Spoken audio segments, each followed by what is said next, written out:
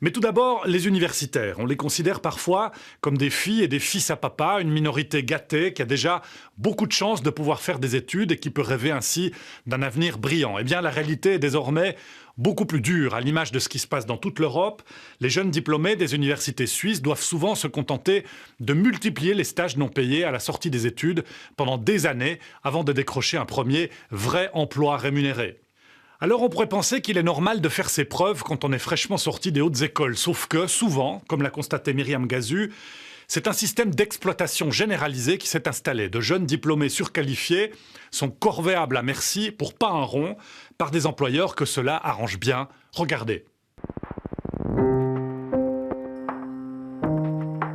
Je m'appelle Camille, j'ai 24 ans, j'ai un master en relations internationales, je parle 4 langues et on est devant l'UIT, l'Union internationale des télécommunications, où j'ai fait un stage non rémunéré pendant 5 mois. Le fait est que les stagiaires travaillent gratuitement, j'ai travaillé gratuitement pendant 6 mois et effectivement j'ai eu tous les jours ce sentiment désagréable de pas tellement être reconnue par rapport à la formation que j'ai faite et par rapport à mes compétences. Ma situation, elle est assez emblématique des étudiants qui ont fait mon cursus, qui multiplient des expériences de stage et qui n'en voient jamais le bout. Nouveau phénomène en Suisse, la généralisation des stages non payés après les études. Connu depuis longtemps à l'étranger, ce nouvel esclavage est devenu réalité ici aussi.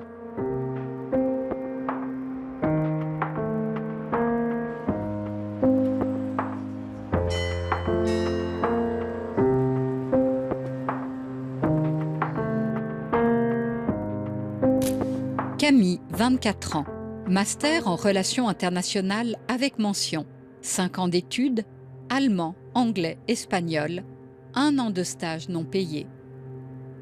Les stages, ça suffit, Camille cherche un emploi rémunéré, pas facile.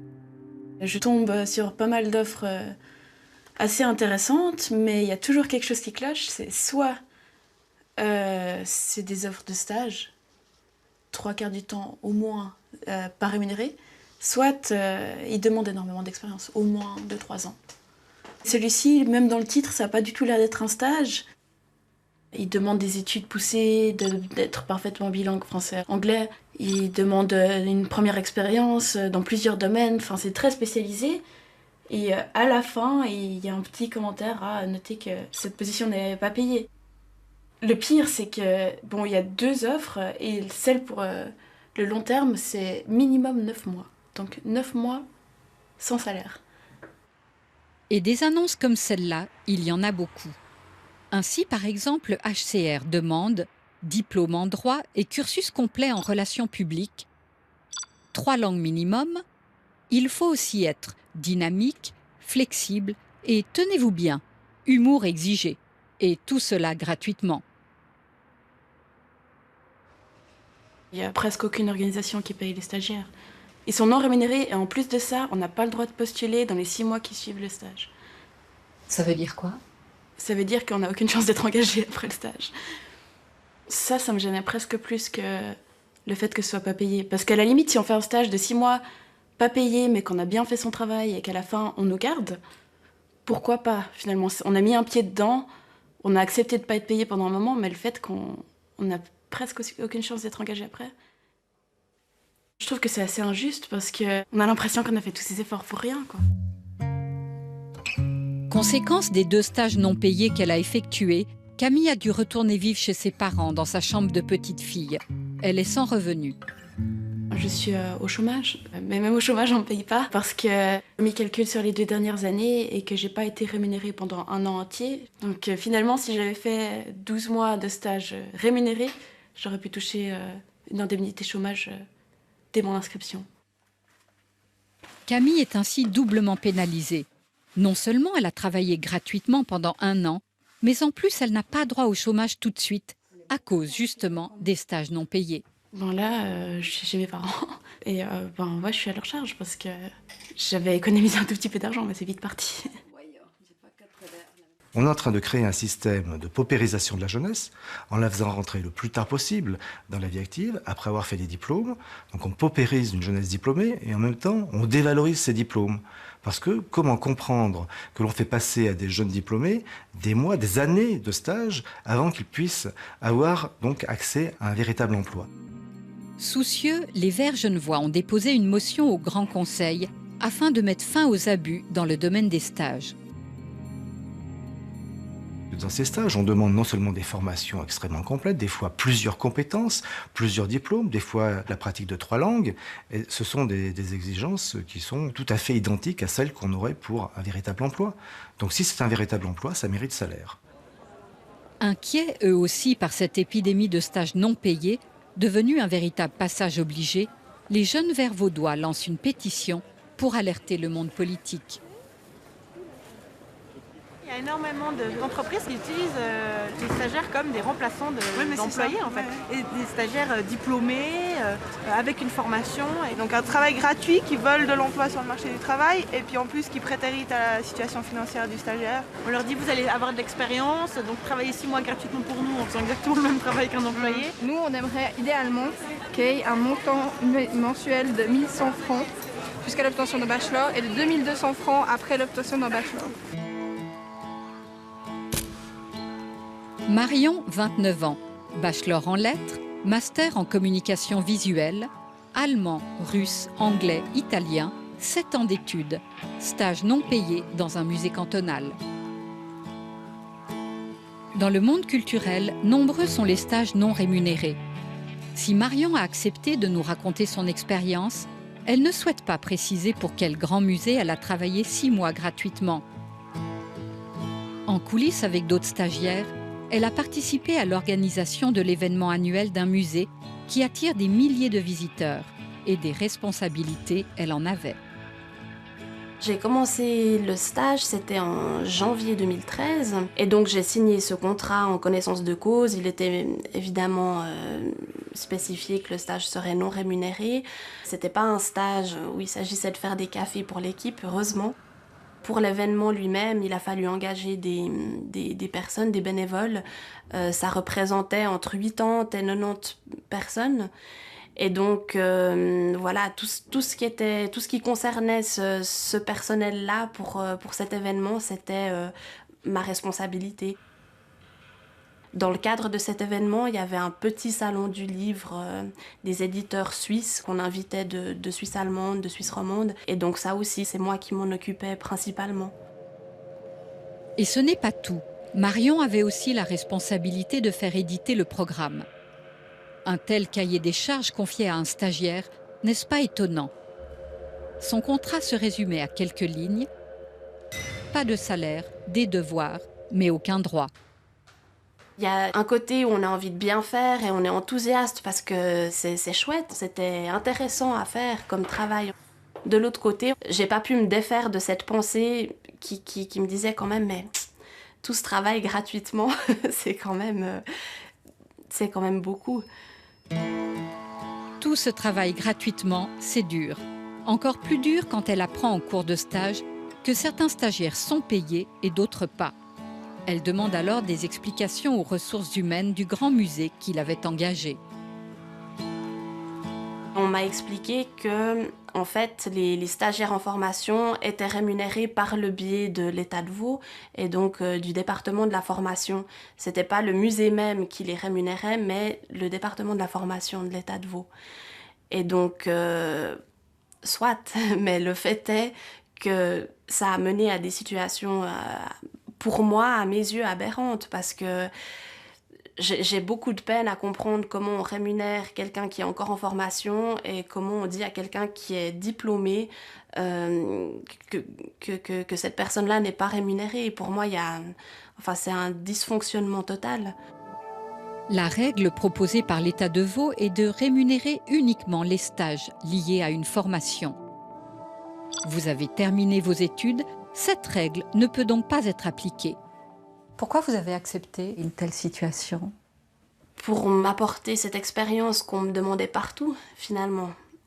J'ai appris à faire beaucoup de choses. J'avais quelque chose à mettre quelque chose de concret à mettre sur mon CV après mes études. J'ai eu d'autres expériences avant, mais j'entends c'était la première expérience vraiment professionnelle que j'ai pu mettre sur mon CV. Est-ce que vous avez l'impression que le musée où vous avez fait votre stage pourrait fonctionner sans les stagiaires? Bon, c'est délicat parce que je veux pas paraître présomptueuse en disant ça, mais je pense qu'effectivement, le stage que j'ai fait, il était primordial pour la bonne marche de cet événement, qui était en fait l'événement phare de ce musée, qui a lieu une fois par année. Et là, je peux dire avec certitude que ça n'aurait pas pu fonctionner sans le travail qu'on donnait aux stagiaires, donc à moi à ce moment-là. Un stage non payé qui ressemble à un premier emploi. Dans certains secteurs, cette dérive est constatée de plus en plus souvent par les inspecteurs qui contrôlent le marché du travail. C'est une situation qui est effectivement préoccupante dans le sens où elle correspond à du dumping social et salarial. Tout contrat de travail doit être, à mon avis, rémunéré. Ces stagiaires sont généralement des gens qui sont bien qualifiés et incontestablement, ils apportent une valeur ajoutée à l'entreprise au sein de laquelle ils vont travailler. Donc la contrepartie doit être un salaire qui est un salaire décent et normal. Un jeune qui est engagé par une entreprise, lorsqu'il a terminé sa formation universitaire, un salaire de 3 500 à 4 500 francs me semble absolument être un minimum. Et c'est un salaire qui doit augmenter au fil des mois, puisqu'au fil des mois, le jeune va être de plus en plus productif. Mais alors, un stage non payé une fois les études terminées, est-ce illégal ? Si vous exercez une activité dans un secteur où il n'y a pas de convention collective de travail qui prévoit un salaire minimum et que vous acceptez d'aller travailler pour 10 francs, contractuellement, vous pouvez tout à fait le faire. Par contre, si les inspecteurs du marché du travail viennent dans l'entreprise et découvrent un contrat de cette nature, nous allons convoquer l'employeur pour discuter avec lui. Parce que nous estimons que c'est éthiquement quelque chose qui n'est pas correct, mais légalement, ce n'est pas quelque chose qui est totalement problématique. Éthiquement problématique. Dans le cas des musées cantonaux, c'est finalement ce qu'a reconnu l'État de Vaud. Désormais, les stagiaires de ces musées reçoivent une petite rétribution. Mais cela ne résout pas tout, car chaque canton, chaque institution a sa pratique.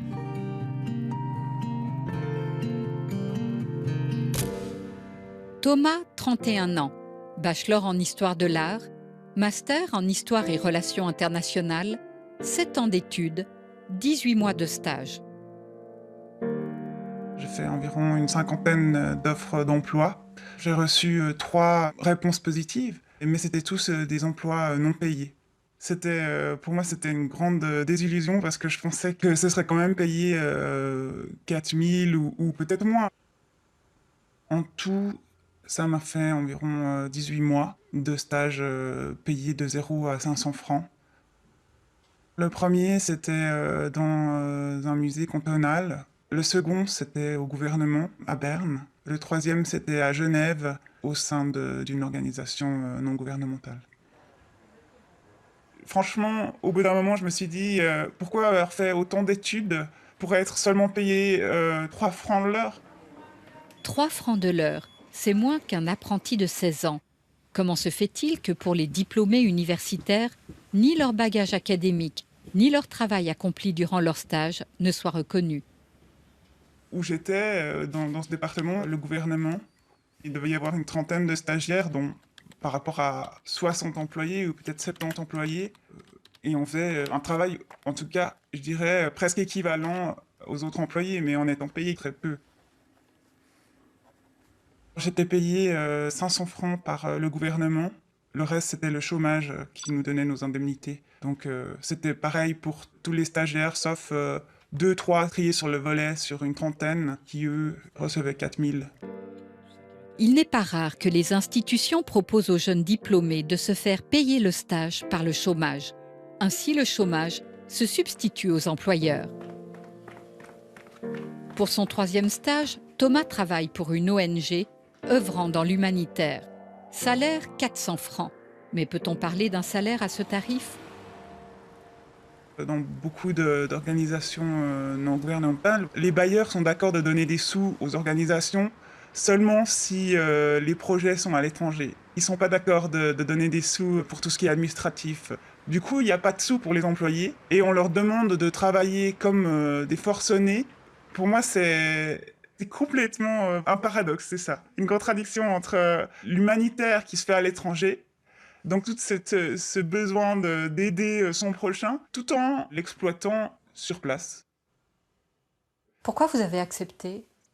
Parce que dans mon CV, c'est vrai que ça me faisait vraiment la différence. C'était quelque chose qui pouvait par la suite m'aider et ça m'a aidé dans mon CV. C'est ce qu'on me dit, il faut faire de l'expérience. Ma foi, vous ne serez pas payé pendant 2 ans ou très peu, mais au moins vous auriez de l'expérience et par la suite, vous aurez un emploi. C'est clairement comme ça dans les relations internationales. Tout le monde le sait, et les employeurs aussi. Les bureaux d'inspection du travail ont mis en place dans tous les cantons des commissions d'observation du marché du travail. À Genève, depuis le printemps dernier, la question des stages est sous enquête, car les dénonciations sont de plus en plus nombreuses. Je pense qu'on peut clairement dire que la problématique des stages nous préoccupe actuellement, raison pour laquelle l'État à Genève a mis en place une politique d'analyse des stages qui justement permet de clarifier un peu ces situations. Donc ce qui est important, c'est qu'on soit au courant des situations. Ça ne va pas forcément résoudre dans l'immédiat la situation du jeune concerné, mais si la commission tripartite devait constater que c'est un vrai phénomène qui doit être qualifié de sous-enchère abusive et répétée, à ce moment-là, elle doit prendre des mesures, ça veut dire faire en sorte qu'il y a des salaires minima à respecter. Donc ce qu'on peut concrètement faire, c'est appeler l'OCIRT et nous en informer. Ça veut dire que vous conseillez aux jeunes de prendre leur téléphone et de dénoncer la situation ? Absolument. Valérie, 28 ans, master en histoire de l'art, diplôme de l'École normale supérieure à Paris, études en cours, doctorat et marketing et communication. Stage de 6 mois dans un musée, payé 300 francs. Valérie guette les offres d'emploi dans son domaine. La plupart du temps, les annonces ressemblent à un poste, ont les exigences d'un poste, mais ce sont des propositions de stage. Le stagiaire aura pour mission d'assister la responsable communication, publication et projets spéciaux pour les tâches suivantes: coordination de la publication du livre des 40 ans du centre, recherche dans les archives du centre, digitalisation d'images. La liste est encore longue des qualifications demandées pour ce stage. Mais quelle est donc la différence avec un véritable emploi? Le salaire, évidemment. Durée 4 à 6 mois, stage non rémunéré. Beaucoup de compétences et pas de salaire. C'est navrant parce que finalement, un poste comme ça qui est très alléchant, en même temps, c'est un poste qui ne permet pas de vivre. Nous avons appelé le Centre d'art contemporain qui a publié cette annonce. Allô, bonjour, je suis Myriam Gassu, journaliste. Notre demande d'interview a été déclinée. On nous a répondu par courriel qu'il s'agissait d'une erreur. Ils ont omis de préciser que ce stage s'adressait à des étudiants en formation. D'autres musées contactés nous ont indiqué ne pas avoir le temps pour une interview. Nous avons donc sollicité l'Association suisse des musées. En tout cas, ce n'est pas une situation satisfaisante parce que les musées n'ont aucun intérêt à exploiter de la main-d'œuvre bon marché. Les musées ont une responsabilité sociale et doivent donc bien traiter leurs collaborateurs, quels qu'ils soient. Ceci dit, ils n'ont pas toujours les moyens disponibles dans leur budget pour rémunérer un stagiaire de manière convenable. Et donc, ils doivent discuter avec les stagiaires sur la possibilité de leur donner un salaire minimum pour les prestations que le stagiaire offrira. Et c'est souvent mieux, ou en tout cas on peut se poser la question, est-ce que c'est mieux ou est-ce que c'est moins bien que de ne pas accepter de stagiaires parce qu'on n'en a pas les moyens. Les stagiaires, eux, perdront une possibilité de se former ou d'entrer dans le monde professionnel, de connaître le fonctionnement d'un musée. Le problème, c'est que des stages, Valérie en a déjà fait pendant ses études. Elle cherche un emploi, mais comme les postes de débutants, il n'y en a pas, elle a accepté un stage de plus. Et celui-ci avait tout d'un poste déguisé en stage. Ainsi, certaines activités déchargeaient notoirement l'équipe du musée. Il y avait notamment un gros poste sur la traduction La traduction, c'est quand même quelque chose qui demande un certain nombre de compétences linguistiques qui sont recherchées et chères sur le marché du travail. Et ça a fait que je me suis beaucoup consacrée à la traduction et pas forcément toujours autant à l'accrochage et à des propos liés à l'exposition. Des stagiaires qualifiés gratos qui occupent un poste nécessaire au bon fonctionnement d'une institution, c'est la dérive actuelle. Un jour, il y a eu un convoiement d'œuvres d'art, donc un transport. Et pour faire ce transport, ce transport était sous la responsabilité de la personne qui m'encadrait. Et puis, cette personne est partie en vacances et je me suis retrouvée un beau matin seule au musée, alors que je ne devais pas y être parce que j'ai voulu y aller parce que je me rendais compte que le transport était une étape délicate. Et finalement, j'ai été seule à devoir gérer des problèmes de papier de douane qui n'avaient pas été vus ou revus par la personne qui m'encadrait. Et du coup, on se trouve un petit peu loin de ce que devrait être un stage, puisque le stagiaire se substitue au personnel. J'aurais pu continuer comme ça encore très longtemps. Mais voilà, des soucis très pratiques font qu'après un stage, on a envie de quelque chose de plus concret. Valérie a choisi de refuser désormais des stages non payés. Il faut bien qu'elle paye ses factures. Et pour le moment, pour s'en sortir et mettre un pied dans le domaine culturel, elle cumule 3 petits boulots à Genève, Berne et Bienne. Bienne, c'est une ville qui est très bien centrée du point de vue des trains. Et puis aussi, c'est une ville qui offre des loyers modiques. Donc, quand on n'a pas beaucoup de ressources, c'est une ville idéale. Et quelle est votre situation? Est-ce que financièrement, vous pouvez compter sur votre compagnon? Actuellement, non, parce qu'il est aussi stagiaire. On a donc 2 petits revenus et c'est ensemble qu'on s'en sort avec deux faibles salaires. Et vous n'avez encore rien vu. Dans le domaine des relations internationales, non seulement vous n'êtes pas payé, mais en plus vous devez payer pour partir en mission dans le tiers-monde. Sur l'annonce, c'était clairement indiqué que c'était non rémunéré. Et donc j'ai postulé quand même en connaissance de cause. C'était pas défrayé non plus. Donc les frais de transport pour se rendre sur place, les frais d'assurance, l'hébergement, la nourriture, il n'y avait pas de défraiement pour tout ça. Écoutez la suite de l'histoire. Car si Emma, titulaire d'un master en résolution des conflits, était prête à financer ce stage à l'étranger pour avoir la fameuse expérience demandée pour un premier poste, elle découvre que ce n'est pas tout. Je leur ai demandé, est-ce que vous me donnez une lettre qui atteste, disons que je vais travailler pour vous, quel type de visa je dois demander. Et là, on m'a répondu que c'était à moi de faire les démarches et que ce serait un visa touristique. Et donc là, j'ai commencé à me poser un peu des questions. Je me suis dit que s'il se passe quoi que ce soit à l'étranger, si j'ai un problème ou si même il se passe quelque chose dans le pays et qu'il faut être évacué ou qu'il faut être ou tout simplement pour des raisons de santé aussi, on ne sait jamais ce qui peut arriver. Et ben là, ce serait tout à ma charge parce qu'eux ne me considèrent pas comme employé de l'organisation. Et donc là, j'ai trouvé que ça allait quand même un peu trop loin. Parce que même si on n'est pas rétribué, on travaille quand même. Et puis, on travaille pour une organisation, on donne son temps, on donne son argent, en fait, au final. Et on n'est même pas considéré comme étant employé de l'organisation.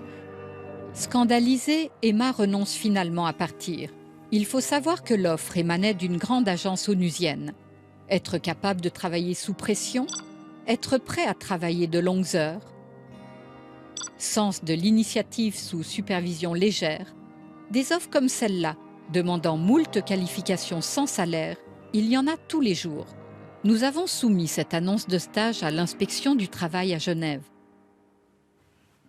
C'est effectivement un cas assez classique de premier emploi. Donc, c'est visiblement pas un stage qui a lieu dans le cadre d'un projet d'études, mais on demande en premier lieu diplôme en droit, etc. Donc, on est vraiment dans le contexte du premier emploi. Donc, c'est typiquement ce type de dossier qui en principe serait analysé par la commission des mesures d'accompagnement s'il s'agissait d'une entreprise établie à Genève. Là, on a affaire à une organisation internationale, le droit du travail suisse n'est pas applicable. Donc sur ce dossier précis, effectivement, ni notre office ni la commission des mesures d'accompagnement a la moindre possibilité d'intervention parce que c'est une organisation internationale. Mais si un contrat ou une annonce analogue nous parvenait d'une entreprise établie en Suisse, on instruirait effectivement très sérieusement le dossier. Nous sommes donc allés trouver la porte-parole de l'ONU qui chapeaute notamment l'OMS, le HCR ou encore l'UIT. Il est vrai que nous offrons des stages non rémunérés. Ce sont des directives de l'Assemblée générale. Nous n'avons pas le droit de rémunérer les stagiaires. J'espère que ça va changer un jour parce que ça devient de plus en plus difficile de justifier d'avoir ces jeunes très qualifiés qui souvent font un très bon travail. Mais ce qui est important quand même de noter, c'est que l'Assemblée générale l'a souvent dit, les jeunes ne sont pas là pour remplacer des salariés. C'est-à-dire que le but n'est pas de leur offrir une expérience, une connaissance. Le but n'est certainement pas de remplacer nos salariés par des stagiaires non payés. C'est la réalité du monde d'aujourd'hui et ça n'a rien à voir avec les Nations Unies. Eh bien, cette réalité du monde d'aujourd'hui, les stagiaires de l'ONU n'en veulent plus. Ils ont osé manifester leur ras-le-bol sur la place des Nations en été 2013, mais rien n'a changé. En Suisse, dans plusieurs cantons, des partis se mobilisent pour stopper cette dérive qui provoque de graves conséquences pour la société entière. On pourrait dire que ces stages non rémunérés, c'est une espèce de travail au noir officialisé. C'est-à-dire que tout ce temps qu'ils auront passé en stage, c'est du temps qui n'existe pas dans leur vie professionnelle. Et ce n'est que retarder leur entrée dans la vie professionnelle, mais en même temps, ils ne payent pas les cotisations AVS ou chômage pour, pour la solidarité actuelle, mais en même temps, cela leur manquera. Cela leur manquera parce qu'ils n'auront pas de droit au chômage ouvert, mais en même temps, tout ce temps qu'ils ont passé dans des entreprises prestigieuses ne leur ouvrira aucun droit à la retraite lorsqu'il sera temps pour eux d'être à la retraite. J'ai beaucoup réfléchi avant de témoigner et en même temps je pense que c'est important pour moi parce que, à mon avis, beaucoup de personnes ignorent cette situation-là, ce dysfonctionnement dans notre société. C'est ça que j'aimerais dénoncer. La nouvelle génération, une génération sacrifiée, à presque 30 ans, quand recevront-ils un salaire décent pour le travail qu'ils fournissent et enfin commencer leur vie de famille?